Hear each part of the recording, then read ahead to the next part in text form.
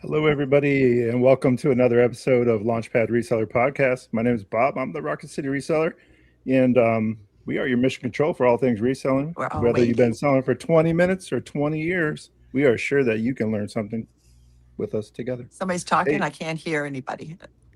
Oh, audio. Now she can't. Everybody's in the middle can't.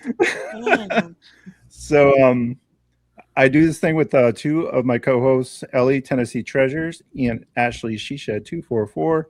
Hello. And we have the pleasure today of having the juggernaut that is KnoxNextDoor, live reselling from Whatnot and all the things. Not for hearing. Plush. Not hearing. Can you guys hear okay? Audio check. I'm good. Mom, I heard that. Okay, great. Can you hear me? I hear you. I think they can only hear me. Can you only hear me, Mom? Typical StreamYard. So if Mom wants to do the same thing and drop and come back, she can. That might actually help. So can't hear.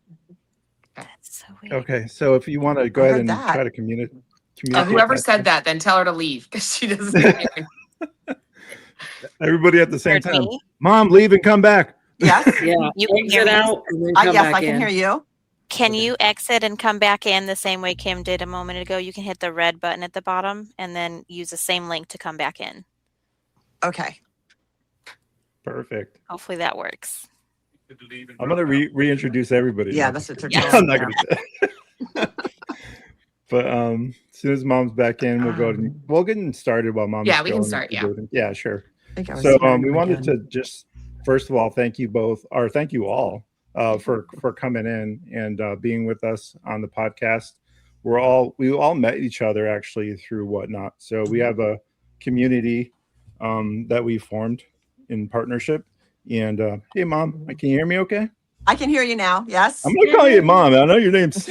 She goes by Mama Knox, so that works. Mama Knox. I'm Mama Knox. Mama Knox. Well, we're glad that you can hear me now. What I was saying is that we wanted to thank you all for being here.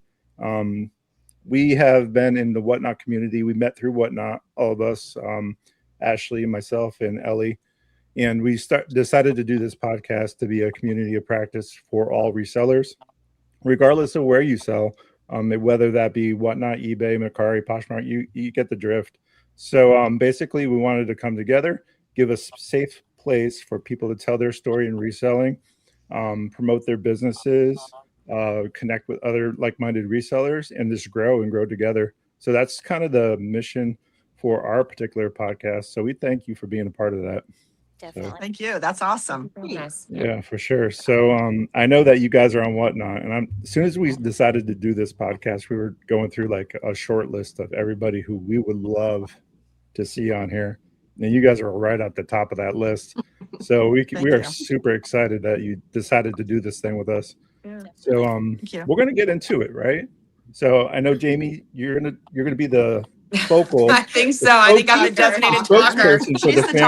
She's the talker. In the shows, out of the shows, it doesn't matter. So yeah. So once you tell us about KnoxNextDoor, tell us about who you are as a brand, who you are as a family, who you are in the space, where you are in the world, etc. Let's get into the details. In the world, how you started. So yeah, it's global now. A little backstory on who we are. My name's Jamie. This, I guess, whichever way. This is Kim, my sister, and then my mom, Mama Knox or Cindy. Obviously, we're a family-owned business. This is Tori, and I'll kind of explain who she is in a second. But we are a family-owned business. Knox is our last name. So everybody always says, do you live in Knoxville? No, that is our name. So KnoxNextDoor came about in January of 2024. That's when we started on Whatnot.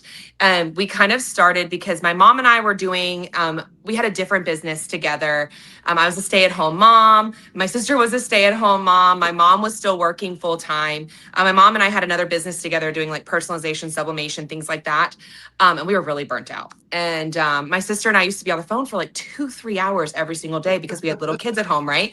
And we were just like talking, and Kim was selling, and she has a whole different kind of unique path to get to where we are. But Kim was selling on eBay, and had been selling on eBay for 20 years, and just doing resale, Showing like my just age.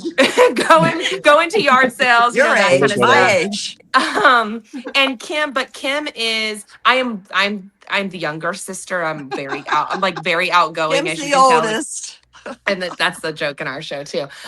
But we were on the phone, and she's like, hey, like I heard about this thing, whatnot. And, Tim and I, which is her husband, she's like, we started this, we started, maybe we're going to think about doing it, selling in Disney. And they have a channel that's separate from Knox, which is Second Star Exchange. So you guys should check them out too, which they were in the Disney category for a long time. And so she said it, but we've done 1 or 2 shows, and Jamie, I don't know. Like, I just don't know. She didn't want to get on the camera, nothing. She's like, what if we all did it together? She said, do you think mom would be on board? I was like, I don't know. I was so burnt out when we were doing.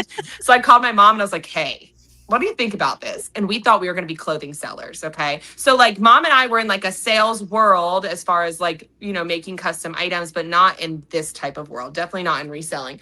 But the reason why we got started, and we thought we were going to sell clothes. We were clothing sellers for a total of 2 days. Okay. Because we are not clothing sellers, and bless all those people that are, but like, the amount of things that they have to check just blows my mind. Okay. Right.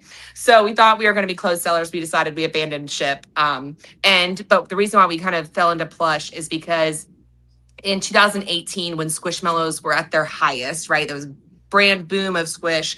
I was on bed rest with my middle daughter. And so we started personalizing Squishmallows in 2018. So we would get vinyl, we press names onto Squish, and I paid for Christmas. I was on bed rest, and I paid for Christmas. My daughter was born 3 days after Christmas, but I paid for Christmas that year personalizing Squish. And actually it was funny because like probably a month before we started on Whatnot, I had a garage sale, and I had all these Squish just out there, and this guy walks up and he goes, what are you doing with all those? And I was like, selling them? Like, I'm done with all this. And he's like, oh, I sell on a site called Whatnot. And I was like, really? I said, my sister just told me about that. He said, yeah, every time I have a Squish on the back, I sell clothes, right? He sold clothes. But every time I have a Squishmallow on the back of my shelf, somebody's like, how much is that? Can I get that? So he bought like 100 from me at this garage sale. A month later, here we are selling Squish. And I'm like, I wish I had those 100 back. no. Right? I know, and we sold them for like what, like $3 a piece? Like probably like $2 Nothing. a piece, like nothing, right? Nothing. Because I was just getting rid of Just them. to get rid of them. Yep. Yeah. So we spent the next year after that. I mean, we started with a bunch of random plush, right? Kim had stuff that she had listed on eBay. She took down off eBay, and it just became the 3 of us, really. And we started with 3 days a week. We were streaming 3 days a week. We were doing mostly a lot of Squishmallows, right? But random plush as well. And we would leave every show, and I'd be like, man, if we could get 10 sales, or if we could get 10 people, like if we could get whatever. And then people would like keep coming back. And I was like, why do these people like us? Like, what's wrong? Like, why do they like us? Like, they really like us. And, like me, they really like me. But we just, that's how I felt. Like. Because, Flattering. and people were like, you guys can't be like this outside of, do you really do this all, is this how you really are? And like, we kind of kept saying, no, this is truly our authentic selves. And we hope that we have shown that over the last 2.5 years of being on Whatnot, that truly like the Jamie, the Kim, the mom that you see like on the shows, that's who you're going to see and experience outside of shows as well. Maybe we look a little bit calmer during shows, like what you see behind the scenes sometimes. But like we just tried to show up authentically, provide a product, and hopefully allow people to trust us, right? That we aren't going to take you for all you're worth. We're not going to, try to like, but we're also building a business, right? And so that balance of learning to do that, and I think that's where reselling too, it's really complicated, is because it is an art, right? And so you have to value your time and your knowledge and your experience of finding a product and being able to place it and put it in the hands of a customer that's looking for it. And you have to be able to make some money in there to do that, right? But that always feel like I just it was always so hard for us, right? Because we just wanted to buy our best friends things and be like, we know you love this. Here are the things. But also learning how to, put back into the business and those kind of things so that we could continue every single day. So that and I'm going to kind of skip around and I know we'll come back and touch on different points, but that kind of took us to where we ended up last May. And last May, Squishmallows were still selling, but there was a lot of Squishmallow sellers, right? There were a lot of people that were doing exactly what we were doing. And it's not that, and we had a great community. We were supporting each other at this point in time. We were hosting a community chat once a week, and we were also hosting a raid train once a week to try to help develop, newer sellers. We still felt very, very small in that big Whatnot world. We had a lot of great sellers pour into us too at the beginning. And so that was our way of hoping that we could give back because we had some great people that poured into us. And then last May, we made a pivot and decided we went a different route where we went, and now we have built from one retail brand to now we have 6 retail brands that we sell on Whatnot. And all of those are amazing brands. All of them had different challenges as far as navigating, getting in and getting involved and all of those kind of things and selling their product. But it has been a whole different world. And a lot of people, especially I don't feel like one way of selling is easier than the other, right? Do I really want to go out? Some people love the hunt, and there's a whole different world of going out and finding the things and loving all of the hunting and the searching and finding different products and finding that gem. And then there's also this other side of things of retail, of wholesale, to where now I'm having to invest a lot of money at one time, right? And hope that it all comes back to me rather than a smaller, slower, but okay, I can take this money I made today and go find something tomorrow. So we're very, very proud of the business that we have built. We have a long way to go. We have a lot of improvements that we want to make on our end. A lot of goals we have. But I think that, we've developed an amazing community. We have a great group of people. We grew from having 5 people in our show to now we can hold 60, 70 people in our show in the plush world, which is crazy. And so we're very, very, very proud. But this community, our community, all of us having this plush community too, I think is a really special place, especially on Whatnot. And so we're just grateful to be a part of it. So there's so much to unpack there. I know. Sorry. Just tell me to shut up sometimes, okay? No, I'm trying to sometimes. Never. I'm okay, I got question 1, question 2, question 3. So I guess I don't know if Jake, you want to explain it, or it's a little frozen. Nope, we got you. No, okay. You're good. You're back. You're back. Okay. So Kim, you've been selling on eBay for a long time. Did you start off on there selling plush as well, or how did that look? I guess it was around 2002. I had my first child, and I was just really reselling his clothes just to make any type of money. My ex-husband at the time was in the military. We were newly married, had no money. And so it was really just to make just a little bit of extra to help pay bills. And as time went on, I realized, hey, I can get some of this stuff at the thrift store. So I started buying children's clothes at the thrift store and then turning around and selling them online, which then developed into, I had probably a 3,000 item eBay store at one point, but it was all different things, from plush to everything.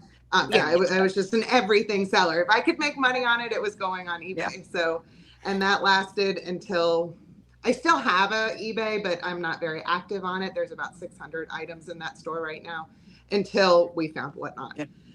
And you love to go thrifting.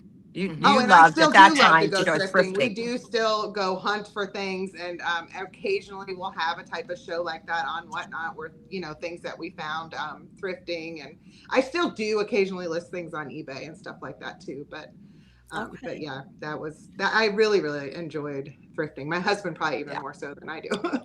Yeah, I love that. We're all thrifters here, so we get it. Yeah. At what point how did you find Whatnot?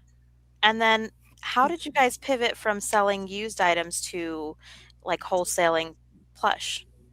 I'm trying to, it was probably from YouTube, probably watching somebody, either I saw it on Philly Flipper's show, or maybe something with Jen's Multiverse, because I quickly became, friends with her. So I don't know exactly how I found it exactly. But and so I told my husband about it, and I was like, hey, you know, let's check out Whatnot. And he thought it was great. He's very outgoing. I am very shy, like in real life. I'm like, let's hide behind the camera.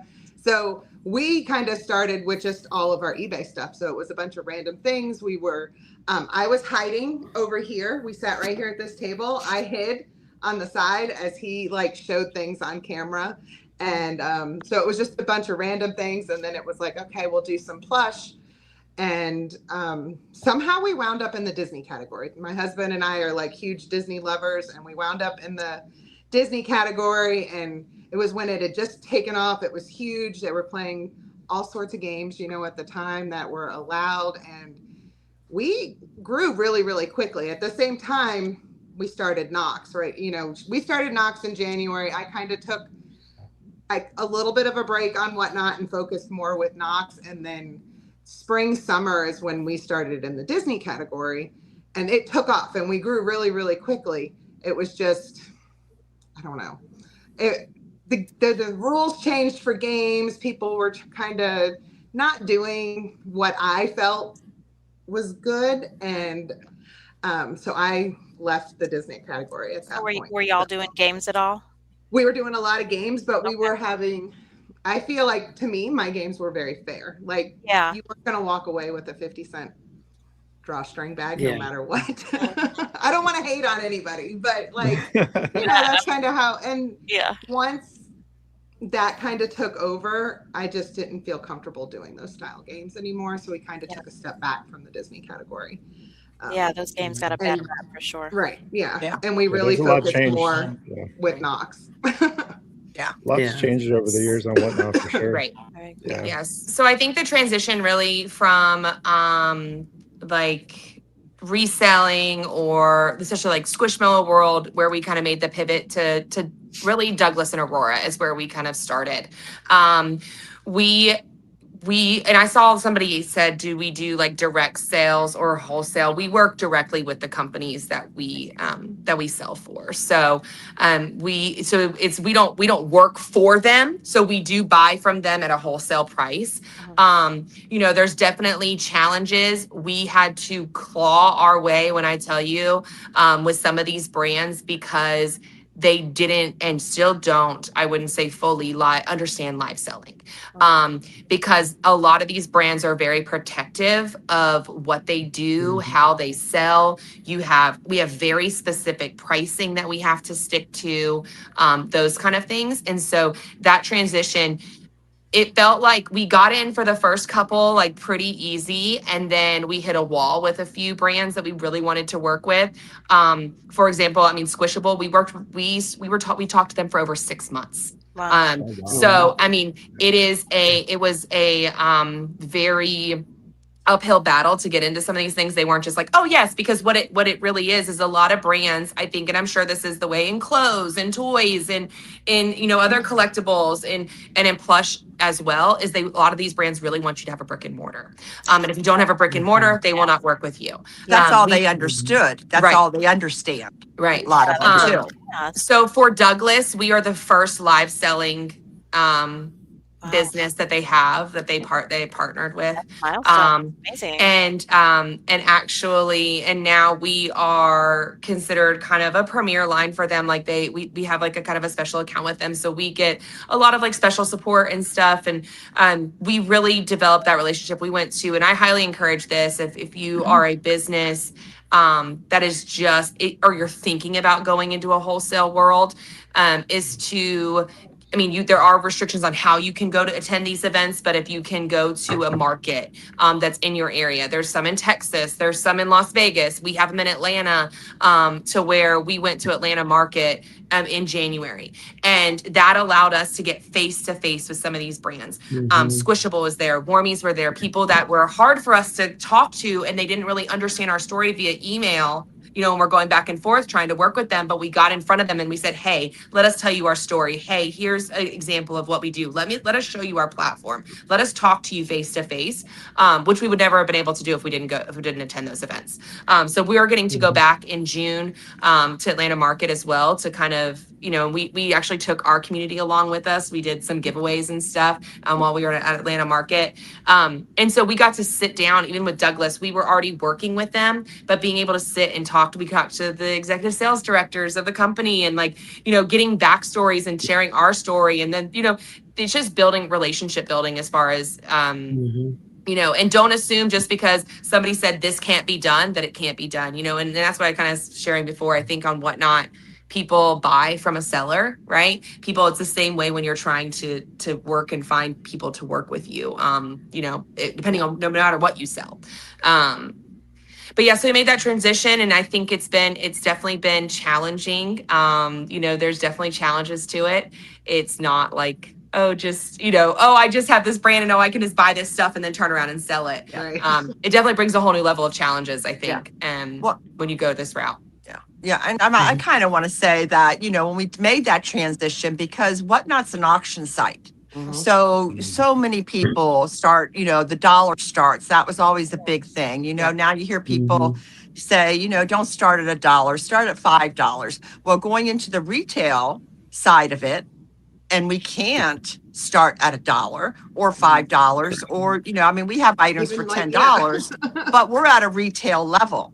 Right. So, the fear with me with that at the beginning was, are people going to be able and want to sell or purchase at the retail level when they feel that this is an auction site, especially people that have been on Whatnot for a long time. So, but I don't think we felt or, really experienced that at the very beginning. I mean, even now, sometimes people will say, well, will you take 15 for it, not 25 for it? Of course, we tell them they can't. But we had everybody look at us like you're walking into a retail store. You're walking into our retail store. Take a look around. You can put things in your cart, your shopping cart. And if you don't walk out with everything, well, that's fine too. Or, we have multiple of the same item. If you can't get it today, well, you come back tomorrow. We're a store, we're a retail store, a live streaming retail store. And for us, it's been working really well. Yeah. That's amazing. You answered the question without me having to ask. you read That's my follow-up too, Yeah. So, I mean, for anybody that's listening that's thinking about Whatnot, and I've touched on this before, there really is no right or wrong way to run your business. Right. Some people do $1 starts and they have the inventory to be able to do that and still come out okay. Right. And sometimes if you can't do that, it's okay to start at what you need it to start at. So that you guys are doing retail on Whatnot is amazing. That's like a breakthrough.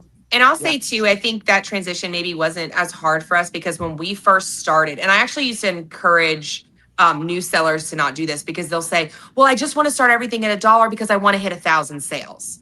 Well, then what are you teaching your customer? I mean, it's customer education, right? Like, what are you then teaching your customer that once you hit 1,000 sales, you're no longer going to do that? And because now you're trying to make a living, you're trying to pay for your groceries, you're trying to replace an income, whatever that may look like. And now you've told your customers for the past 90 days or however it took to get you there, you say, oh yeah, I started $1. Then they come back and you're like, oh no, now it's 10. And they're like, wait, what? Like, so I think it's also just about deciding what type of store you want to have, whether you're in the wholesale world like us and we can't change the prices, but even in the resale world, like you just don't, like I kind of said at the beginning, you have to learn to value your time and your knowledge and your expertise and all of that matters, or else everybody would be doing it, right? And everybody would be good at it. And so I think it's about, you don't have to start there from the beginning, even if you're not wholesale. Yeah. Right. Your people will find you. Yeah, I said it a million times. When you're not selling an item, you're selling an emotion. Yeah. So when you're selling plush, it's very much so that all the time. I mean, you can equate that to anything like cars, whatever. Right. But with plush specifically, you're selling an emotion and a connection. I think you guys built that, and I'm a firm believer that you built that, and you built that from the beginning. It didn't just come from the wholesale stuff. So I think that really helped y'all's journey. At least that's what it looks like from the outside in. Yeah. You know, we've been partnering. You know, we've rated you guys multiple times. We've Mm-hmm. been a part of that community Yeah. and supported you along the way. So, man, I can't tell you how excited I am that you're here. Yeah. Yeah. For real. Thank you. Well, that gets me all choked up because Yeah. you know, this started, I mean, definitely like for me personally, the reason now of even why I do this has shifted, of course. I think even for all three of us, it has. But at the end of the day, we are truly, and we try to put out there that we're customer first. And so like any types of we ever make a mistake, like we're gonna make it right. Like if we're, you know, like we truly believe we are, you know, try to give back through our rewards program. I mean, we totaled up the money that we gave, that like it was just kind of like, oh my gosh, you know, like you have that shell shock of like how much money in rewards, but it's like, but at the same time, like we would never change it. We would never change it. We would never pull it away. We would never, I mean, if anything, we keep finding new ways that we can give back to our community and give back to our customers, because if they don't show up, we don't get to do this, right? Like we don't get to Mhm. talk in the chat. I'll send them. Yeah, you See, you're Tori's showing up telling. here. How do you see? I can't see the chat. There's like little buttons on the side, Mom, that have like little Oh, there I can't she either. wrote in the You'll see. Discord that if they talked in the chat, she was gonna send them a coupon.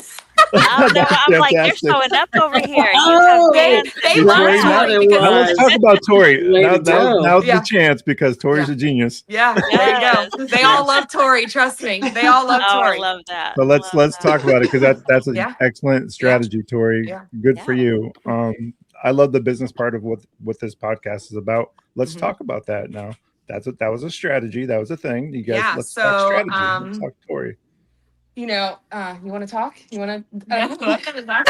She hates to talk. Well, she'll type in tell- that Discord all the time. Tell how But Tori, you're a tell genius. how Tori came about. Okay, so Tori, if anybody, yeah, so you know, and this goes to like the Whatnot community, like being so big and so crazy.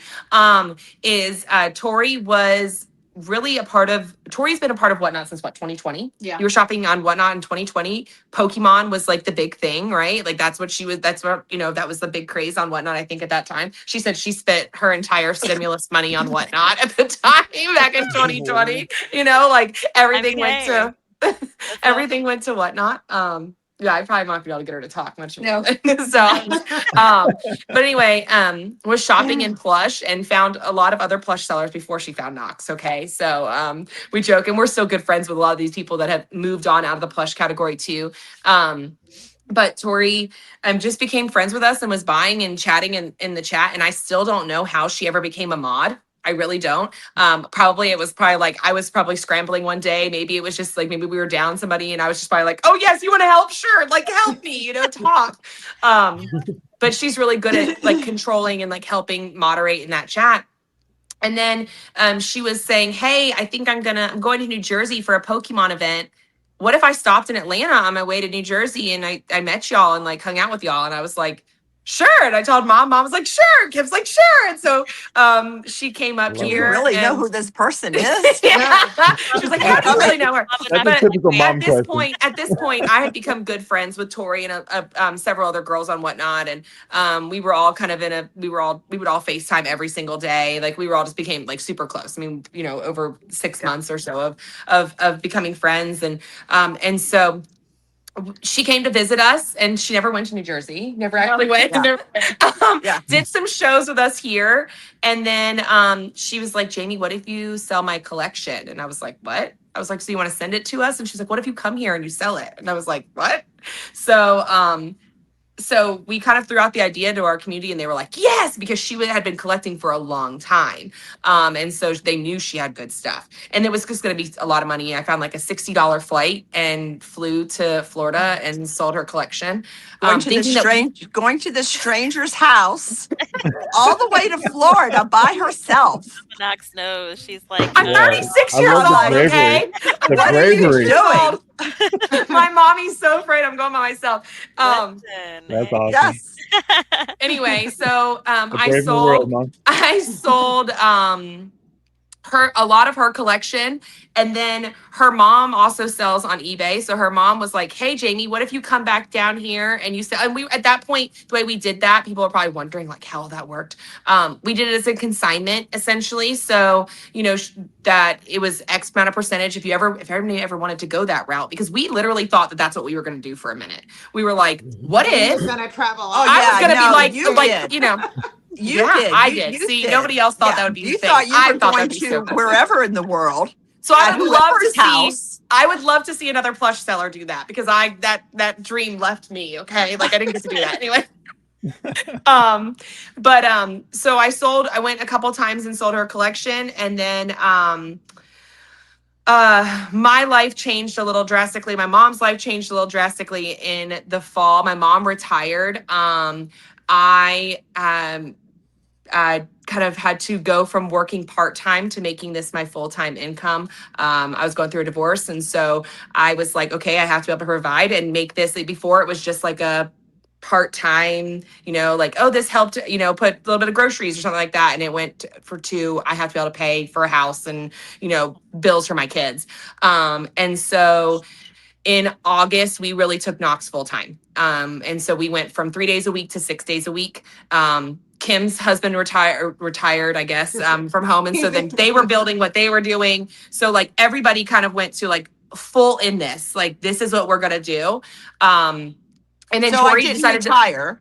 Yeah, she didn't retire. You made me work double time. I'm working That's double what Tim time. says too. He's like, I do more work now than I did my full-time I job. know. I was gonna say, when you're Yeah. passionate though, does it feel like work? That's the question. No. Right? What we pose to people. It doesn't, No. never feels like it, right? It never feels Yeah, like except No. some, you know, sometimes you get really tired at night or something, and it's like I can't do anymore. When I'm like, Jamie, it's like 10:45. We were supposed to be off at 10:30 or 10 o'clock. What are we doing? I got to get up at 6 in the morning. Yeah. But Yeah. But then the next day, it's like we're so excited again. Yeah. You know, Yeah. just so having excited again. having a purpose and being purpose driven is super important. I would say almost that's the meaning of life, being Yeah. able to be purposeful, right? Mhm. Especially as I know as I get older, I always think about that. If as long as I can serve and add value, I'm in. Like, Yeah. and that's what drives me. So it sounds Right. like that's Yeah. what's driving you guys too. Yeah. Yeah. Yeah. I would say, I mean, for me, definitely when I'm on my like third straight day of like shipping, you know, 50 to 100, I'm like, okay, I'm so like, what are we doing? Like, you know what I mean? Like, that's where I'm like, oh my gosh. But then you tell me a show's the next day and I'm like, okay, let's go. Like, that's what I think. Like, I never will. Everybody has to tell me to close the camera off. Like, I'm never the one that's like, okay, the show's over. Like that. You won't hear that come out of my mouth. Hey, we've run a 14-hour show one time. Wow. I could have kept Wow. going I too. did a 10 one time and I was just dead after. Yeah. One it- time. Well, we did 12. It was Black Friday. So we Was did it 12 12? the year before. We did, Well, well, no, you we did didn't 12 finish- the year before, and then we did 14. So Yeah. Finish Now I telling gotta about go longer. Tori. Oh, Did you well, then finish? Tori, Oh, yeah, Tori Tori. moved up here. Sorry. Tori moved up here in October. She said, "Hey, I'm ready to get out of Florida." Like she was living in Florida and she was ready to leave Florida. So you know, now to just have somebody extra for me too. She helps me with my kids, and she's here, and it's another person to help me and all that kind of stuff, which is amazing. She helps us with Knox, which has been like life changing. I think for Knox. You know, she adds a different perspective that all three of us don't have, right? She created an entire Discord for us, which now has built this community, like to where how many people are in the Discord? Almost 160. Almost 160 people, and we started that less than a month ago. Wow. So we do like, and she has Incredible. designed and set all of that up, and that would have never happened. We would have never had that capacity had we not had another person. Yeah. You know, she does a lot of ordering for us as well. So is it a risk? I think as far as like now people are that now the three of us, especially that are like, okay, this is also putting food on my table and paying my electric bill, right? And now you're trying to bring in somebody else to hopefully, pay them or whatever. You're taking money, you know what I mean? From like, but it's the only way to be able to grow, right? To be able to say, okay, hey, we're gonna take a little bit from here to be able to hopefully get bigger this way because we have an extra set of hands, because we have an extra mind, because we have all of these other things. And so that's been really great, I think. Yeah, at the too. beginning, I was like, why aren't we paying Tori? That's And a we mindset did it, Kind you of know. here doing it for fun, and it was Yeah. like she was doing a lot of work. So it A was lot of like, work. why So not? She got a palm power too. Yeah, we did have some plush Perfect. here and there at the beginning. Speaking her love language right there. But she is probably Plush definitely a KnoxNextDoor favorite, probably more than all three of us. So you know, but no, but she, Well, she you know, does a lot of the social media stuff, so that yeah. we don't have time for. It's a Yeah. grind. Speaking of social media, guys, if you're not subscribing and liking to the podcast, be sure Yes. to subscribe and like to this podcast so that we can have Yes. more great guests like KnoxNextDoor on for sure. Yes. So we understand that grind here. That's for That's sure. right. They're saying That's you right. still get paid in Charlie Bears. Tell them you get paid in real Charlie money now. Bears. Hey, now we're talking. Now we're talking. She gets paid in real money now, guys. Everybody is always so concerned. She made a joke that she was going to have to go without dinner tonight because she was going to be working all night. And they were like, oh, poor Tori. Like, so, you know. DoorDash shows up at the KnoxNextDoor.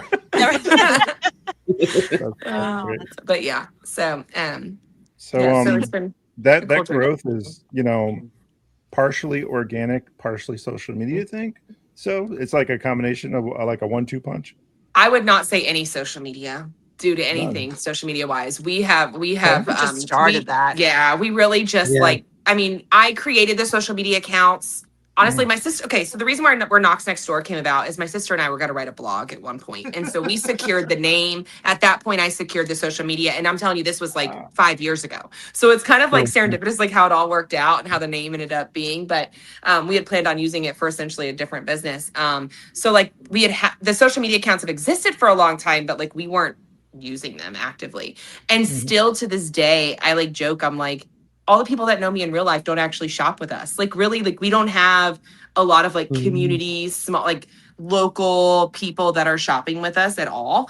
And I think that's because like when we first started on Whatnot, I don't know if this is the case for whenever anybody else started, but in 2024, it felt like most people that knew about Whatnot were like the Northeast, and then like way out west, like South, like in Georgia, there was like nobody. Like you could be like, I'm selling Whatnot, and they're like, what? Like they didn't know We what the still heck you get were that talking in about. Alabama. And I feel like over the last year, like we've met people in real life that were like, hey, we sell here. And, you know, we used to be so like embarrassed, like this is what we do. But I don't even know why. But, you know, now we're just like, hey, yeah, I sell stuffed animals. Well, I think it was more pays my because bills, we you know? were like thrifting and looking for things, and you didn't, or went to yard sales, and you didn't want people to know that you were going to that stigma, right? That's part of what the community activism that I do on my Facebook channel is about breaking the stigma of that. And you're no different than Walmart when you really think about it. They're a reseller, right? They're not making anything. They're buying it for somebody else and reselling it. There's no difference other than someone's perception of that. So that's part of what I'm working towards, community activism in that regard, like getting everybody a voice to come on here and explain what we're doing and trying to push that message, right? Yeah, and I found once I started talking about it, so many people were open to it. And then they were like, you do what? That's so cool. And it just opened up doors, being able to, you know, tell people and directing people to where we are. The other day I went to pick up boxes from Granger, and this guy was like, why do you need so many boxes? And I'm like, well, I sell on Whatnot. And he's like, well, what's that? I said, a live selling site. He goes, oh, my daughter was on one of those sites the other day.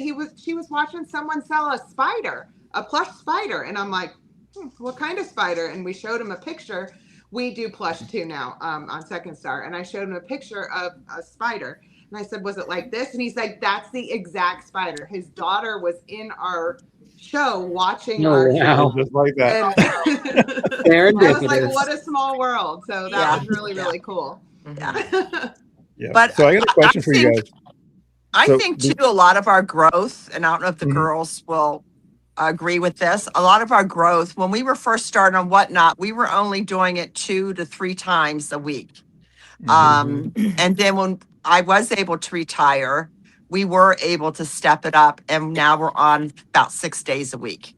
And I think that made a big difference too. I mean, I know a lot of people can't do that, but like, you know, a lot of people in Whatnot, they do talk about the consistency. And of course, that is a big part, whether you can do it once a week or 6 times a week. But of course, the more that you do it, the more you are going to grow. I feel when you are Well, able to be on more. I Or think, we Cindy, were longer. also able to that's start with everything having in life, morning right? shows. Yeah. Yeah. So We do everything a in lot life of is nighttime that, yeah. shows. So Yeah. we're open to a lot more buyers Yeah. that probably have never seen us before, Yeah. only running at nighttime. Yeah. Speaking But, of you always teenagers, have to start somewhere. So whether you do it one time a week for whoever, is out there and is able to do that and possibly continue to grow and then increase that, the opportunity's there. Yeah. so speaking of being seen, do you guys get noticed in public? Has that ever happened where they're like shocked? No, not yet. No. Because that's happened to us See, now that's three. and that's That's that's happened why to I us now joke. 3 times because of whatnot. Really? I Yeah, got noticed so- twice, and I'm like, Well, it's never YouTube or anything like that. It's always whatnot. I saw Really? you on It's always whatnot, or I Whatnot. followed Wow. you on whatnot, or I purchased from you on whatnot. So That's I was That's just curious. funny. Yeah, That's no, funny. not for us. And I think still like it's just there's still just not a lot of I would say like especially local, like where In we the live. US, We're it's south of completely Atlanta. strange. Yeah. Yeah. So Overseas, it's big. Like social media's reselling is the way of the Mhm. future, right? mhm, It's big Right. overseas, and it's the market Right. here is still so small. So you guys Yeah. that you're doing so well now, can you just imagine when this thing catches fire in the US? we're That's we're going to super rewrite the excited That's what history we're of your trying to family. Yeah, explain that'd be to all these awesome. companies Yeah. too that, doing retail and stuff. This is, yeah. Yeah. once they Yeah. start learning about it, they're like, whoa, The wow. curve Okay. is going up. Okay, we're not Yeah. going down from here. It's not Yeah. going anywhere. It's getting bigger. Yeah. Well, Go ahead. and I feel too that it's getting closer to us. I mean, we've had someone in our chat not too long ago that lived in the same city as Jamie does. Mhm. Oh. So we don't know each So, other. yeah. And then there's a couple other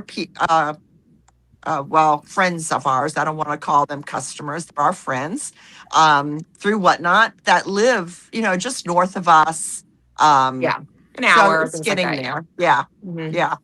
Yeah. I think, I've seen more of that happening. Interesting. Cool. Yeah. Which is Okay. good. But yeah, we really haven't had, I would say, like truly like, back to that growth question. I think it's really happened organically. I mean, and even talking about consistency, we pretty much have had the same schedule since we started at Whatnot. I mean, we've always run Sundays at 2 p.m. for the last 2.5 years. We've always run Thursday at 8 o'clock. Like that's always been our time slot. And we've adjusted based from like in August, we made an adjustment. Like Kim was starting to share that we went from like only doing evening shows to like my youngest went to school full time. So like that opened my daytime better. So it was like now we're offering morning shows. And so we do like mornings twice a week, evenings twice a week. We do a Sunday afternoon. So we try to, because if you're only doing one time, you might only be finding these people that are on Whatnot at this exact time. Correct. But like trying to, I mean, not everybody has that liberty to be able to do that, but those kind of things will help too. And we also like just fought through those shows that you just are like, I need to get off of here and I can't, like nobody's in here.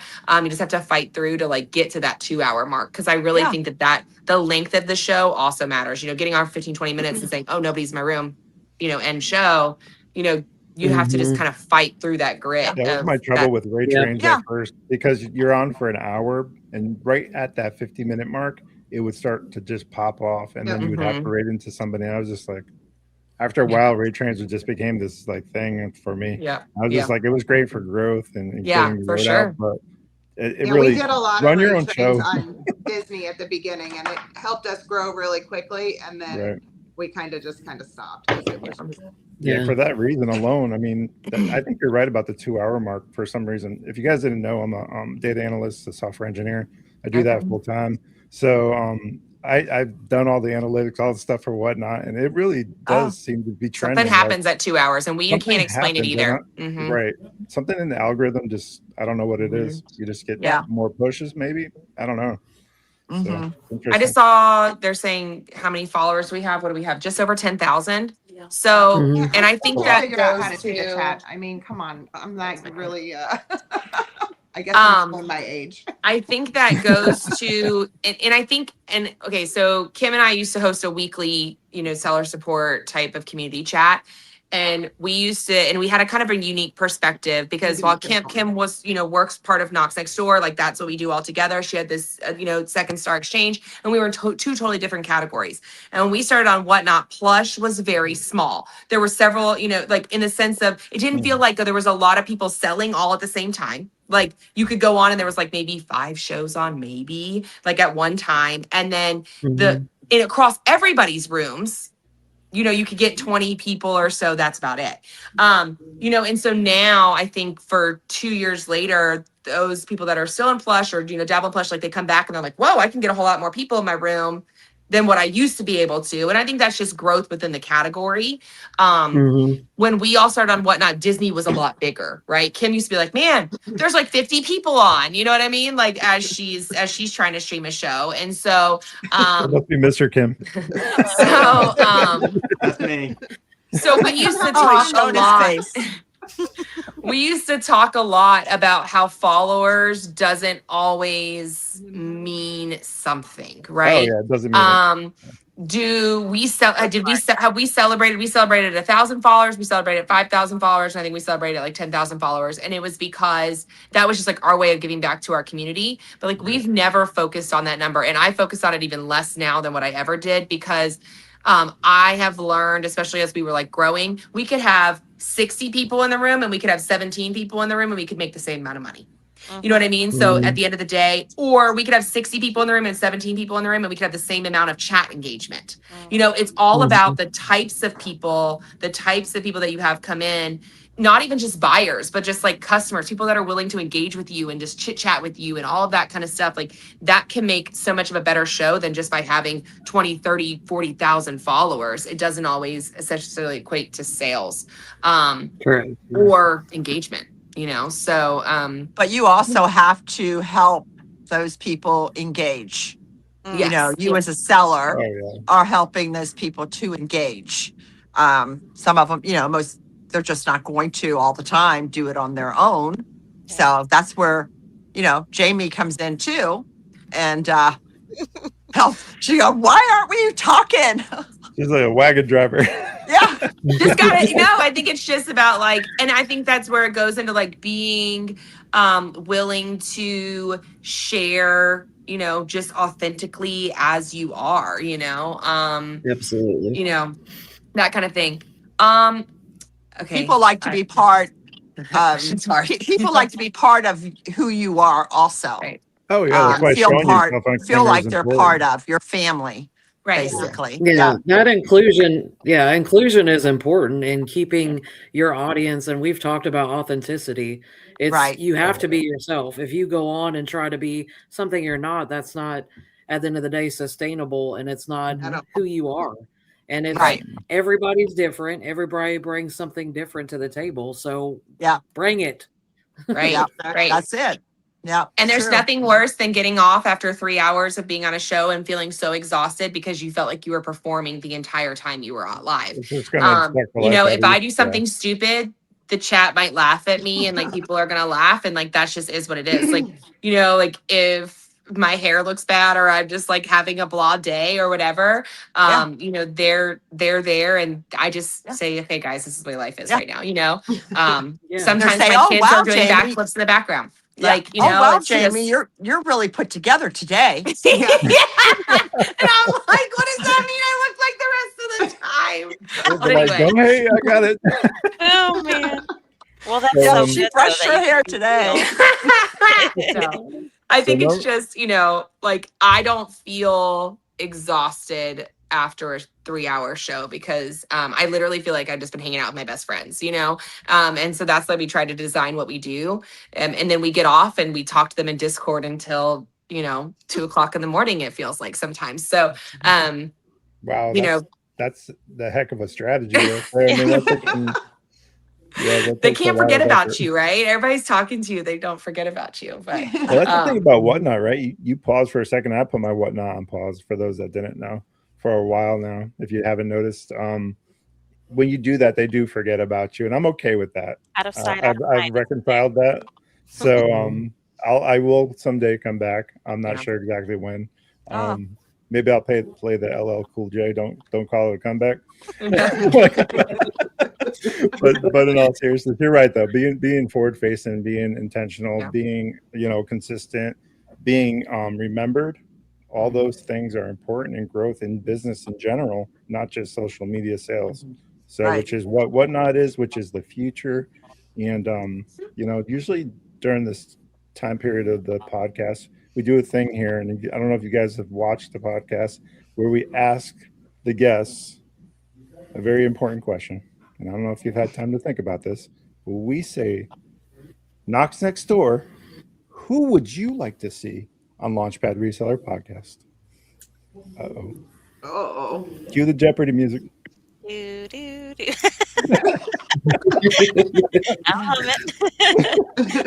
Oh my god! They don't have to be Whatnot specific. They could be anybody. They could be anybody across. Jamie. I know. I have one. Okay, I'm gonna go completely out of the plush category. Okay. Here we go. And we rate this person all the time, so people might be able to guess perfect. because she's my favorite. But she so is good. Is Christina Zatora. Yep. So, and I can help make that introduction if you guys want. We started probably within months of each other, but she sells in a completely different category. She sells in really, she does a lot of apparel. She does shoes, accessories. She does free people. She does all different types of brands. But she never used to. Also, well, so yeah, she was doing that. Correct. And she was really selling Sanrio. And that's how our paths crossed, because she was selling Sanrio. We were selling Squishmallows. She came in and bought some Sanrio from us, like we were going to buy from her. And so really, I think that she still does some Sanrio shows, but like she calls us her luxury plush dealers. And, and we always but like, she's such a bubbly person. But one thing I love about Christina, and I think we say that we have a different perspective because we have a team, you know what I mean? There's challenges that come with that, right? Because we have to figure out profit and how all that works with having multiple people, but how people do it all by themselves, how y'all all do it. Like I still, that process still can't make sense to me, because I feel like we're constantly scrambling and working 24/7, and it's 4 of us, so but she does this all by herself too, so she's but that's who I think that would be my pick. Christine Zatora, you've been called out on Launchpad Reseller Podcast. Yes, Hey. We can pick Christine. I'm sure that they would suggest her too. Yes. But she's awesome, and I think it's a different perspective because it's completely different than what we do. So yeah, we like to branch out and have different people, even though we're all plush category here. It seems like we're all about having different resellers on. We had Cam Life on. I don't know if you guys are familiar with Cam Life from Whatnot. They're $1 million reseller through Whatnot, and they were on the channel, and Cam talked about a lot of things and reselling and a lot of important facts and all that. So I encourage anybody that's in the chat to go back and look at that episode. It gives you a lot of insight into Whatnot and a mindset and what you can do as a business. What he told us is to not be invested in your inventory emotionally. It's hard. I would agree. Can you speak to that a lot? It's hard. I would agree to that because I think a lot of people, if I meet somebody out in the wild, or my friends, they literally think that we sell to parents with kids. That's what they think that we do. Because my friends or people maybe that are in my my real life circle aren't collectors like that, right? And so they think that that's what we sell to. And so trying to explain, no, we're really selling to collectors, and this is a collector market, especially now what we have kind of transitioned to. We now carry a very high-end luxury plush brand, which is Charlie Bears, and we are stockists for them. It's a UK-based company. Some of these pieces are $450, right? And so but when we see these pieces and they come in and you're like, oh my gosh, I want to keep them all. But and people will constantly come in and ask, and they'll say, what's in your PC? Can I see your PC? And all of that kind of stuff. I personally have given myself about very limited space as far as what I can collect. And I know that they both have done the same thing. But I think where we find more joy than even collecting the pieces themselves is finding them and finding the people that they truly belong with. I love that. Absolutely. Yeah. And so I feel like I get more emotional about saying when we see a piece, even when we can, when a piece comes up as available for us to order, and I can be like, this belongs with this person. I already know who's going to buy it before it even gets into my hands because we know our customers so well. And so I think that I find emotional attachment in that process more than I find with getting the piece or the inventory itself. It's that connection of finding what a collector wants and putting it in their hands. So. I love that from our customers across eBay and Etsy when we get messages, especially handwritten messages about what it meant to them and how it's their childhood favorite reunited and all the things. That to me is just like, oh God, I'm gonna cry. Yeah. I know. Over the years with eBay, I've gotten handwritten letters and all that kind of stuff. Just talking about how, you know, you replaced this in my child's life or this from when I was younger, and just the stories that went along with it. I think that's what drives me at the end of the day. It's not so much the money. You know, I have a really great job, and I'm really proud and privileged to have that. For me, what drives it is the emotional, the community activism, all the other stuff that the business. Those are the things that I care about. I'm a people person in that way. So.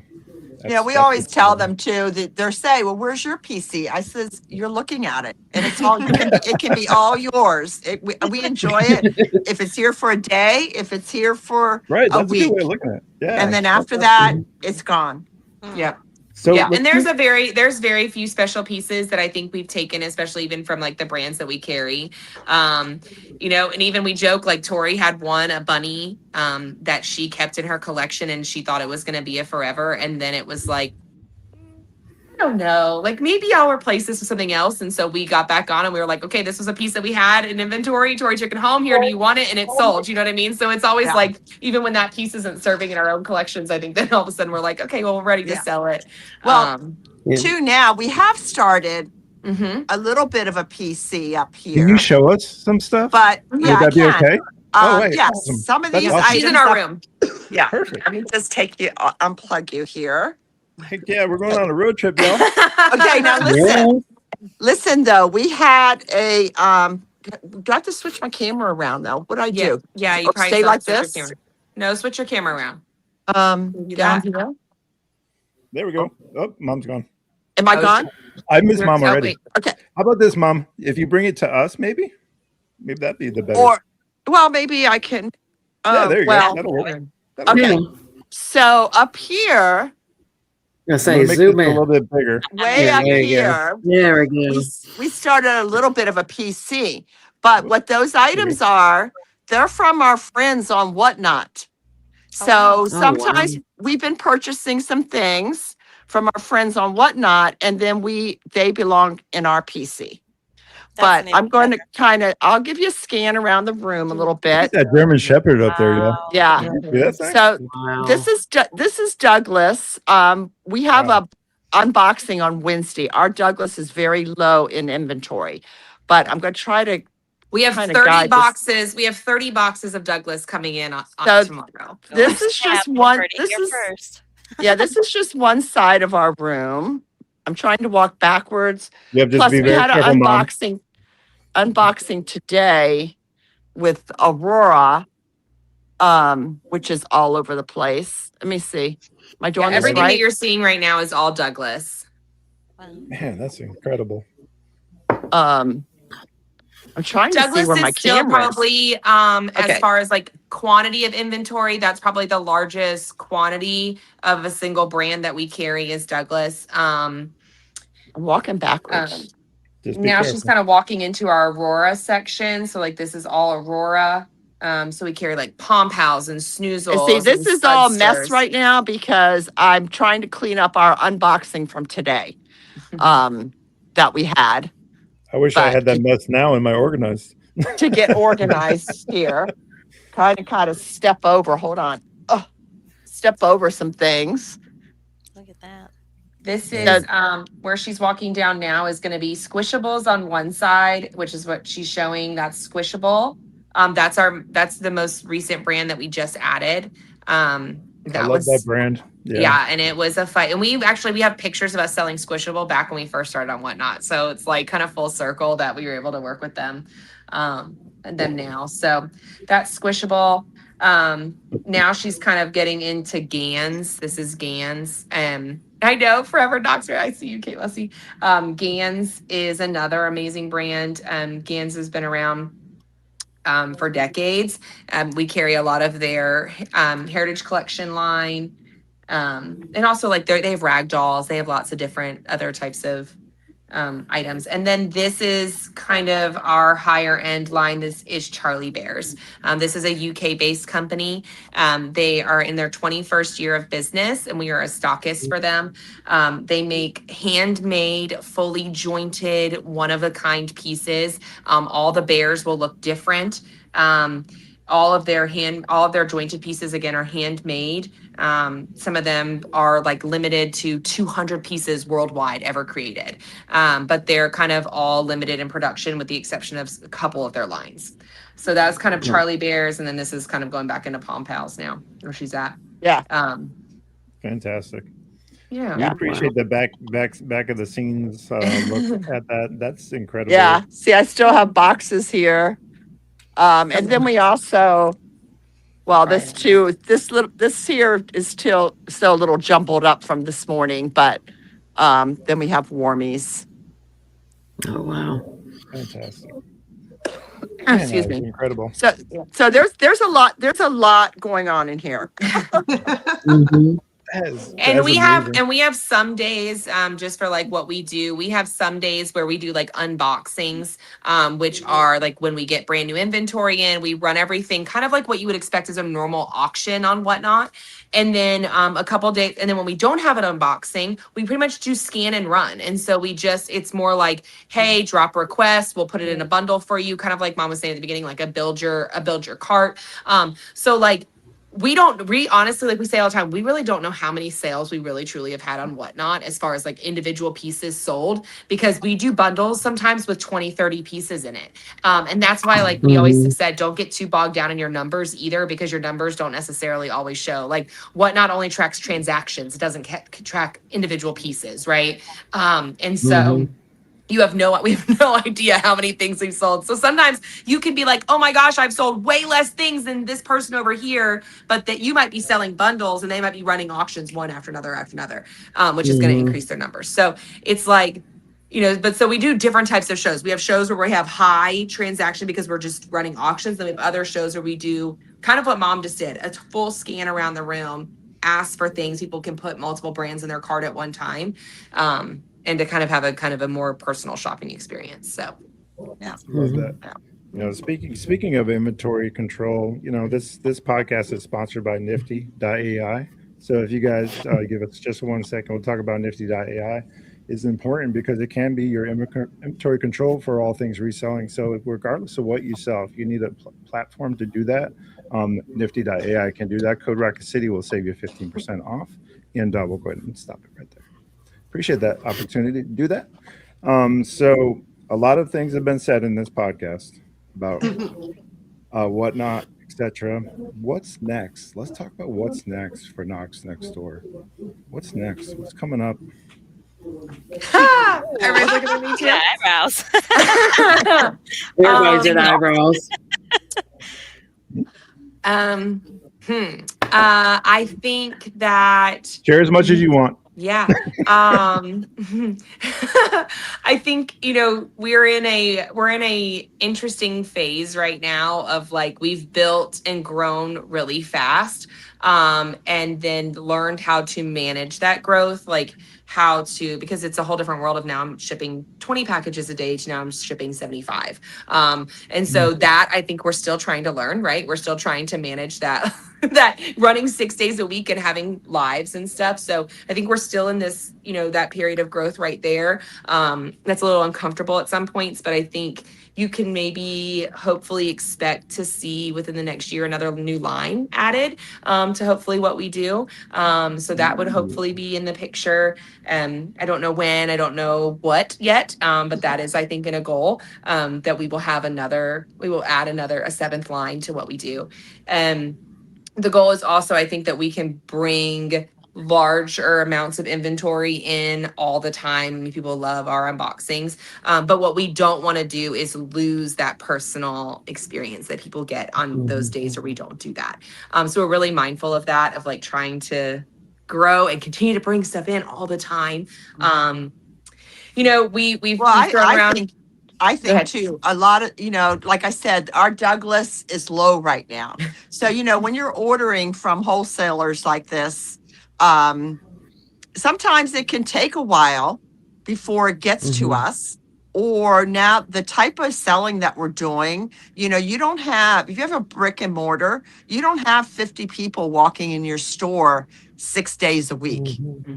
And so I think a little bit of our, I don't know if it's really struggle or not, is keeping enough of the different items for when people come in. You know, we have, well, we're say, for example, Frankie, because I love Frankie. Okay. Frankie is a fox. Yeah, it's a fox. It's a Douglas fox. And a lot of time it's back ordered, which we can't control back ordering. I understand that. But when we go to order him, or when we first started to order him, we would only order 2 at a time. Then, you know, once we got selling and he was going really fast, then we're ordering 4 at a time. The last order Jamie placed, I opened up the box. I said, how come we have 6 of these? And they weren't Frankies. They were snow leopards or something. I says, why do we have 6 of these? Well, we ran 1, we ran 2, and 6 went out the door within 10 minutes, you know, so they're gone. And now we have to bring them back in. So we're always trying, you know, to keep the quantity even of the same item or one item, because all these people are coming in and, you know, there's going to be a lot of people wanting it. And so that's a little bit of yeah, I think that's it. And it goes into like dealing with inventory, like knowing your customer base and like, are these really going to sell? But then how many new people have come in, right? That because how many people already have this one plush that I know I sell out of every time? But then it's like, so it's that constant risk and kind of playing that inventory world. And we are not great at, we just like to order things, right? And so we just keep ordering. Me and Tori, that's our job. We just get to do all the shopping. But go like so this. I think what Mom's talking about is, and I think for our customers is like, we don't. What is that? That's a 36-inch Charlie Bear. Wow. That was okay. So that was a whole nother world too, and I can kind of share. And I don't know how much time we have left, but where'd I go? Where'd everybody go? We started bringing in these. We're zoomed in on you. We zoomed in on you. We started bringing in these huge pieces from some of the brands that we have. And what was happening is it was going to cost $150 for people to ship that, for people to get that on Whatnot. And so we were like, we got to figure out a solution for this. Let's back up a little bit. Okay. So we one day that my order comes, right? She says, you're getting X amount of boxes in. I said, oh, awesome. Great. Because they always come here. And I think 3 of this size came to my house. I'm like, she says, Mom, we didn't know it was that big. I said, yeah, right. Yikes. It's in centimeters. It wasn't in inches. So, you know. So what's the solution for that? I'm just saying. So that has been an extreme challenge with us with Whatnot, because Whatnot only allows USPS shipping, right? And so that probably took us 3 months of, and I'll say this, I think that hitting Premier did allow us to maybe have more push for this, but we essentially got put into that program that allows us, we can ship UPS. And so it's kind of like the same on some items. Only on so like large. we can't just turn around and we would never, just because honestly the UPS rates on a pound of 5 pounds is so much better than anywhere, at that point Whatnot has negotiated. So like we won't, like all of our items can't go UPS, but those big oversized items, we now can ship UPS, which has cut the shipping rate for like that piece to somebody in California. Instead of paying $160, they're paying $60 or $70 to ship that. But that's a 15-pound, 36-inch, you know what I mean? Like jointed, handmade piece, so but yeah, so now we have that it's worked out well because we only have 1 left. I was going to ask how many. Oh, yeah. Hey. Right? And the other ones were different. They were different than this. But so how much does something like that go for? Because you said this is the high-end bear. Yeah. That one's only like $385? $382. Only like $380. Well, okay, okay, so I'm gonna tell you. So when people see it, when we first brought them in, people thought they were like $600. So they were pleasantly surprised to hear that they were that. I mean, they make. I mean, Charlie Bears in particular, like, so that is our higher end brand, right? There's Olympus. Yeah, I mean, well, there's some bears that are this big and they're $400, and they only make 1,000 pieces of this particular one. Only 1,000. Yeah, there you go. Yeah. So let's talk about that for a second. So prices, you have to sell it at least at the retail price to make money. But let's talk about what that looks like at an auction, because obviously you can make more than that. You want to speak to what that looks like for y'all? So all the brands we work with, and I think anybody that goes into a wholesale partnership with any brand, they have map pricing, right? So it's a minimum advertised price. Like, we can only offer at a specific, this is the bottom line. You have to sell at this point. Then at that point, as a retailer, as we all know, whenever we go into different places and we're like, wait a second, we saw that from here and it's this much, and over here it's this much. And it's the same brand. Why is it the case? Because then those retailers have the decision-making capability that they can charge as much as they want for it, right? Are they going to be able to sustain that? Probably not, right? People eventually, now you aren't trustworthy, right? Why are you trying to charge me more than what I need to spend on it? So we have their perspective. What we have always done since we started selling Douglas and Aurora, when we first brought them in, is we charge the minimum price that we are mandated to charge. Like, that is what we charge, and we do not charge anything higher. And we've done that since day one of what we sell for every single brand. Yeah. And I'll say that if we have 3 of the same item, we let the people know, because we don't want them bidding up. Right. We don't want them bidding up. Now, if we only have one of like this Trailblazer guy, if they bid up, they bid up, you know, because we don't bring in 12 of those or 3 of those at one time. That's fair, I think. Yeah. Absolutely. So sometimes that may happen. And we're very like forthcoming about all of that. Like Mom says, like, we'll be like, and even if we have multiples, like, especially with things that are spotted or striped or things like that, like, we'll let the customer pick which one that they want, you know? Because the pattern's just a little bit different. Right. It might look different. Especially with Charlie Bears. Charlie Bears always will look different, even if they're solid. Like, they still look different because they're handmade. But the you know, we will allow, like, we always tell somebody, hey, this is already on an order. Like, the more are coming, like, we've ordered and we've got an invoice. We know that they're coming. So if you want to wait a week, like, don't feel like you have to fight over this thing. But then there are some pieces that will say, hey, we already know this item is on back order, or, hey, we already know this item is discontinued, because now with where we're at with, especially with Douglas, like, Douglas has sent us their discontinued list, right? And we don't, that's kind of unheard of too. So it's like, we'll be able to be forthcoming and say, hey, we're not getting these again. Like, this is it. Especially with Charlie Bears, we know that. But like, even with Charlie Bears, we've learned to say, like, we never say never, because I'm never going to tell you I'm never going to get this again, because so now you better bid because it's so rare. Like, I'm not going to do that. Right.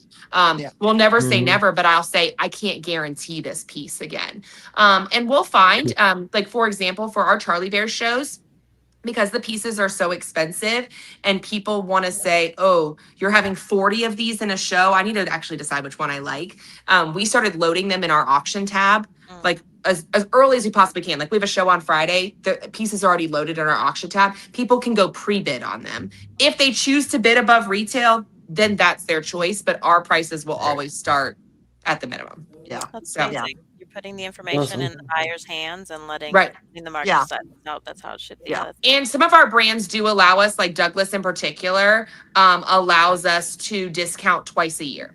And so we've already said, like, when we had it at Black Friday and we did a 25 or 20% off sale on all of our Douglas, right? Because and Douglas says, here are your 4 days that you can offer things at a discount. And so we do that when we can. Or brands might have a specific, like, item that we're allowed to discount, you know, we can do it that way. Yeah. And when we set up our room, you know, we usually have, if we have 3 or 4 of the item, they're all together.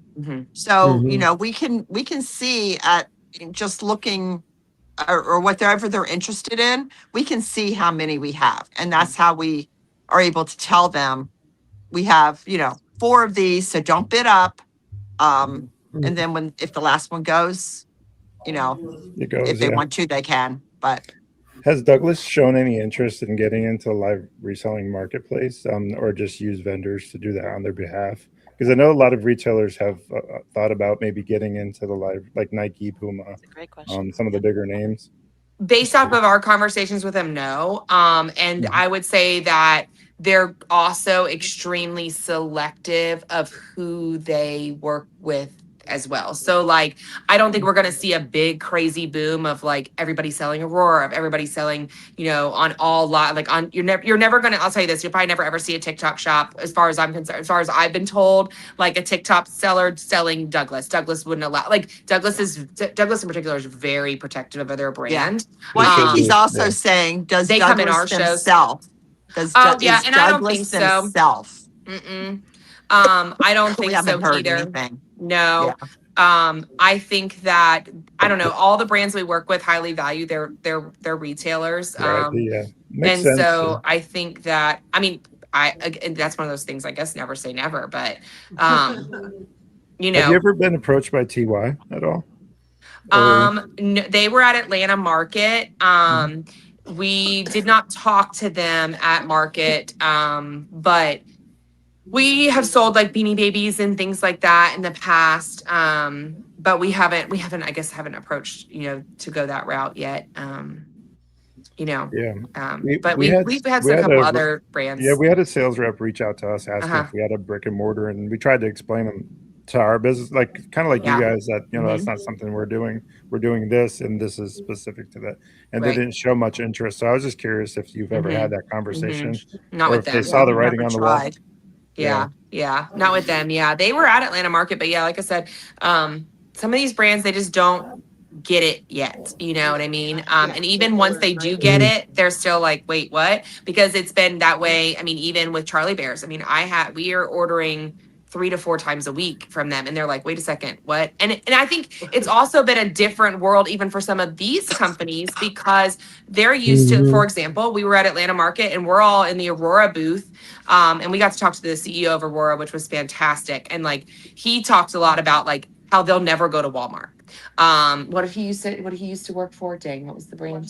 Russ. I think he worked for Russ. And he said when Russ went to Walmart, everything changed for Russ, right? Like it just didn't go as well. You know what I mean? Like you could still find things, but they were more of an exclusive brand and things changed. So like Aurora's never going to go that route. But like we were sitting in there and there were some companies in there that were writing $200,000 orders sitting at the table, but they're ordering once a year. You know what I mean? So it's, or they're ordering once a quarter, or they're ordering for 500 stores, and so then we're writing orders that are very different,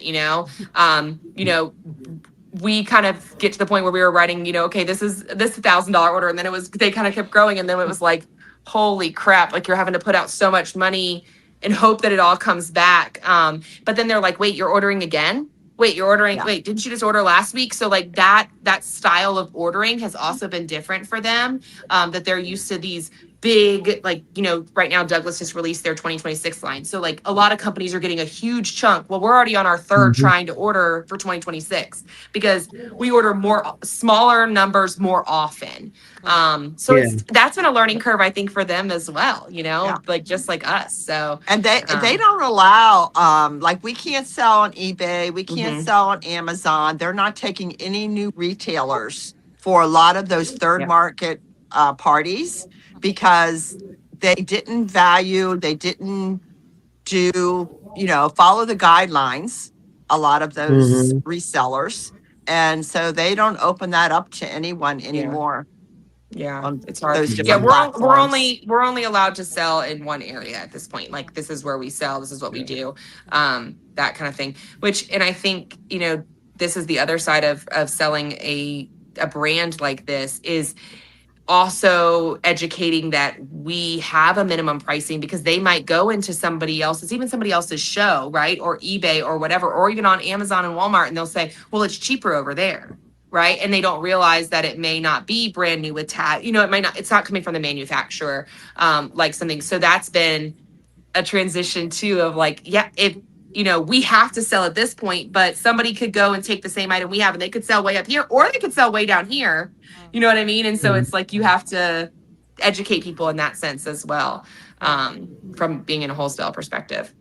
Man, what a unique, you're like trailblazers, I think, in regards to that. So we appreciate that perspective for sure. This is usually the time of the show where we open up to the chat for questions. And I think you've got the numbers here.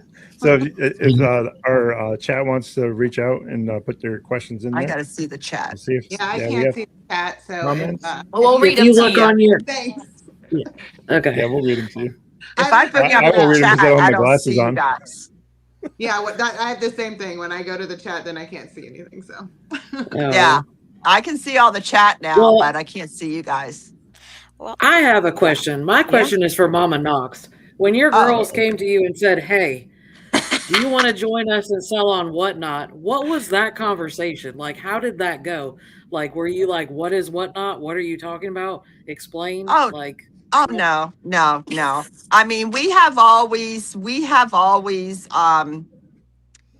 the kind of word I want to use? We have always reached beyond, different levels of things. Like Jamie said, we've always done something on the side, I think. I think that's what you're I guess so. Something on the side. We owned a business called Scatter Smiles. We were working all the time. And a lot of that was personalization type of items. But the thing with that was you sold it. And then after you sold it, then you had to make it. So who wants to make it after they've sold it? You want to make it. If you're going to be a crafter, you want to make it and then sell it and be done with it. So that was kind of the pattern as time went on. We did that for like 4 years. That we finally got burnt out with that. But I've always enjoyed, of course, doing things with the girls, but I've always been one also to, spread my wings and do things like this. I think you knew a lot about reselling though too, just because I've done it for so long and told you so much about it over the years as well, 20 years of and she was probably just loving, she just got to hang out with us a couple days a week, and that's like, you know what I mean, like you get like undivided the opposite way around, because you come to my place. My adult children want to hang out with me. I'm honored. Well, I mean Ken and I both had, especially when we started on Whatnot 2 years ago, I mean our kids were a lot younger than what they are now, and so it's just like we didn't have a lot of time, like we were always busy, always on the go, and so it was that 3 days a week that the three of us got together. I joke, I was like, I always talk to my sister, but like that was the most I saw her, because it's like you're just doing life, and it's just dedicated time to just be together and do something fun. It's just I've always been a crafter, or always had to be busy. I know I'm old. I'm getting old, but I'm not old. You're not old. If you're old, I can keep up with them. Yes. 10 times over. 10 times over. 10 times over. Okay, Sydney. Not 2, 10 times over. Spicy mama. And then, I have my husband, Rick, who also is known as Papa Knox.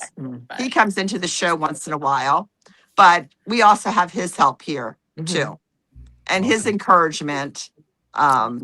So we enjoy it. We've got a question here. Awesome. Kate Lisi says, "What's your absolute favorite part of doing KnoxNextDoor? We truly love being a part of the community." Oh, Kate, let's see. See, for me, that's so perfect that you asked that question for Kate. So Kate, we know Kate, as obviously an amazing part of our community, but I think finding things, like Tori and I will joke and we'll be like, oh, that's for Kate Lessie. Like, I know that's going to be for Kate Lessie. Like, and then we'll show it on the, and she'll be like, are you kidding me? So I think it's really like, for me, it's getting to know all of these people that kind of share something in common and have completely different, crazy, all over the place lives. And being able to get to know them in such a way that I don't know, we get to be a part of their life. And I think especially since starting the Discord, there's been so many people that have shared in there, like in our community Discord, that's like, this is only you guys will get it, or thank you, Knox. People are sharing the happenings of their lives. And like, you don't get that in any other place than somewhere like this. So, well, even special. Like Dad, Papa Knox, because sometimes he'll be like, who bought that? Why would they buy that? Are you kidding me? That's crazy. No And one in then the I'll chat is say, probably well, so and surprised by so that. bought this. I says, do you know why they bought this? And then I'll explain it to him, whatever the comfort was that it brought to that person. They may have bought it for, like you were saying, that it was something in their childhood, or they brought it because it brought this purpose to them. And then he goes, oh, okay. I understand that part of it. So a lot of that happens. Most people do understand that part when they really sit down Right. and once they're posed the question, I think they start to realize the importance of what it actually means. It's not just an item to them. Right. So, Right. Yeah. That makes sense. Even though I think he's still sometimes. He's still something. Yeah, wonders. we'll tell him after a show, and he's just like, "What?" Yeah, it's a tough concept to come to grips with, for sure. And I think too, like the other piece I would say is like personally, I have 3 little kids. I have a 9, 7, and 5-year-old, 2 girls and a boy, and like literally them being able to see their mom and their grandma and their aunt like build something from nothing, I think is really impactful. I think for us as we raise kids and telling them that like the world doesn't have to look the way that somebody else always has told you, that you don't have to do this, this, and this in order to be successful in life. I mean, I have a master's degree and I was a teacher and I did all of these things, and here I am selling stuffed animals, right? And so your life may look different, or it might take a different path, or whatever that case may be, but as long as like you find something that truly brings you happiness, and you can support yourself doing that, then do it, right? But it takes a lot of work. I try really hard to make sure, and I know all of us, especially and all of us, right, that work from home or work in our own business, you work so much. So it's really hard to be like, okay, pause life, like pause work, life now. Yeah.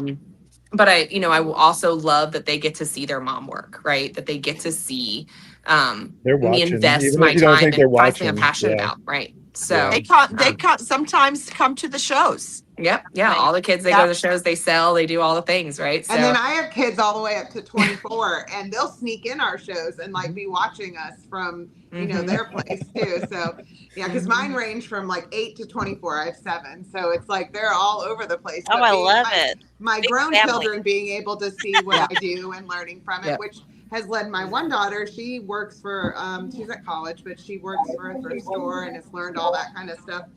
Working at that thrift store, kind of doing that as she's working on her degrees and stuff. But That's having awesome. my little one, and my husband's now home, and he's able to go on field trips with us with school, and we can kind of work around that. It's been really great. Yeah. I'm being told by my organizer over here that we're talking too much and there's too many questions being asked. Yeah. Oh, asking questions. That's our Tori. Awesome. What's the Who wants question? to read this? Because we're broadcasting to Spotify for those that don't know. So if you want to listen back on this on Spotify, Wow. be sure to check us out on Spotify. All right. Harley Quinn So, says, go ahead. besides us, what is the favorite part of your job? Unboxing, finding items. What's your favorite? What's your favorite part? Opening the box. Opening the box. Like Christmas morning every day.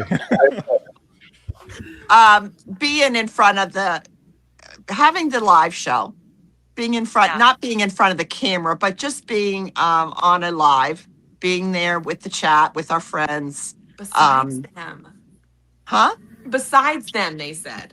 Oh, besides them? Besides the people. Hanging out with your daughter. She's like, Oh, hey. She's like, I really only like the people. She's like, hold on, no. People I chat with. And all that other stuff. Mom, She won't say this, but I think that she really loves to ship. Okay, she won't say that, but she takes so much pride. I'm like, she takes so much pride in shipping everything. she's automatically in charge of shipping. And she won't say that, but she loves Well, I like to make the package special. Try to put something little in it. But other than that, I mean, I want it to be nice. I want it to get there. When Charlie Bears comes to us, it's in a box. They're thrown in. Douglas, they're thrown in. We have to put in a bag, bubble wrap it, Put paper all around it. Love Okay. and care. It definitely leaves our place way better than it like gets shipped to. That's it. Yeah. Correct. So, Yeah. Oh, we're moving on to the next one. Okay. Here we go. Yeah. Ellie's going to read them because I'm All right, blinded Dragon with that. Slayer says, "What's been your number one favorite plush that comes through your door?" Ooh, good question. Uh-oh. Douglas is watching. Just kidding. I don't have it anymore. I know mine. Like, Mine was fuck. that Rhino Snoozle from Aurora. And we have a thing with us that we bring stuff in and it has to stay on the shelf for X amount of time before we can take it into our personal collection or whatever it may be. Anyways, we got it in. I think we got it in twice. It's sold out. And I never got one. And then we went to reorder it. They discontinued it. So I couldn't get it. And I was so sad. And it just so happened, though, I was out thrifting one day and I found it at the bottom of a Goodwill. Victory! $4. She found it for $1. But I love that. And I only paid $1 for it. Okay. All right. Similar question. Destiny says, "What's your favorite brand to sell or unbox?" Right now, so I think one of my favorite brands to sell is Douglas by far. Mostly because I think it's such an affordable, high quality, going to last type brand, right? They're really they're celebrating 70 years this year, so things are just getting better this year. We're just starting to get in the 2026 stuff. So that's my favorite, I would say, one of my favorites to sell. But I would probably also have to put it up there at Charlie Bears. And the reason why is because I feel like doesn't matter what shipment we get, we'll pull some things out and I'm like, well, like seriously, like my mom says, I didn't know it was gonna be that big. Like I really didn't know. Like, and so like we'll pull some stuff out and we'll be like, oh my gosh, this is so much cuter in person, because sometimes we just take a risk. Like we'll see a static photo, especially from like a wholesale side, and we're like, I don't know about all this. And then we just hit go anyway. And we just say, what the heck? And then it comes in and it's like, oh, okay. Like I love this. So I think that would be it for me, is because they look different all the time. You know, it's many different. Well, they're all handmade. I mean, Douglas by far too, because of that same reason. But I think on the Charlie Bear side, what gets drawn to me is because they do have different lines, but their main line, it's all handmade. It's all handmade. To think that there are crafters out there that can hand make some of these items, it's just amazing. Yeah. It really is on that side of it. That is for them. Yeah. It's a craft for sure. Amazing. I have one last question. I know you guys sell all plush.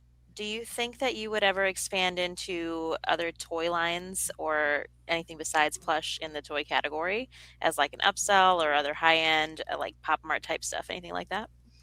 So I think that's a question we're asked all the time. And actually my daughter was sitting on the couch today and was like, Mommy, remember those squishies that I saw you can order? Like, can you please like place the order and let's go? And I'm like, Charlie, like, I just don't think that that's what we're going to do.